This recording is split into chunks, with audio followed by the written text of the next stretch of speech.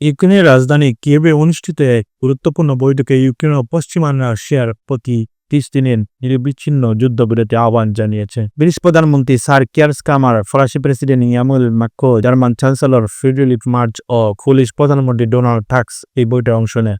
তারা রাশিয়াকে সোমবার থেকে যুদ্ধবিরতি কার্যকর করতে বলে, অন্যথায় কঠোর নিষেধাজ্ঞা আরোপ হুমকি দেয়।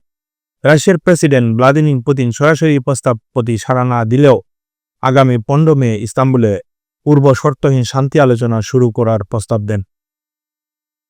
তিনি বলেন, আমরা ইউক্রেনের সঙ্গে গুরুত্বপূর্ণ আলোচনায় প্রতিশ্রুতিবদ্ধ, তবে ইউক্রেন ও তার মিত্ররা স্পষ্ট করছে যে যুদ্ধবিরতি ছাড়া আলোচনা অসম্ভব। এই বৈঠকে যুক্তরাষ্ট্রের প্রেসিডেন্ট ডোনাল্ড ট্রাম্পও সমর্থন জানিয়েছেন। তিনি বলেন, যুদ্ধবিরতি না মানলে রাশিয়ার বিরুদ্ধে আরও কঠোর নিষেধাজ্ঞা আরোপ করা হবে। ইউক্রেনের প্রেসিডেন্ট ভ্লাদিমির জেলেনস্কি জানান, ইউক্রেন শান্তি ও আলোচনার প্রস্তুত, তবে যুদ্ধবিরতি ছাড়া আলোচনা সম্ভব নয়। রাশিয়া সম্প্রতি ৩ দিনের একতরফা যুদ্ধবিরতি ঘোষণা করেছিল, যা শনিবার শেষ হয়েছে। তবে ইউক্রেন অভিযোগ করেছে রাশিয়া এই সময়ে হামলা চালিয়েছে।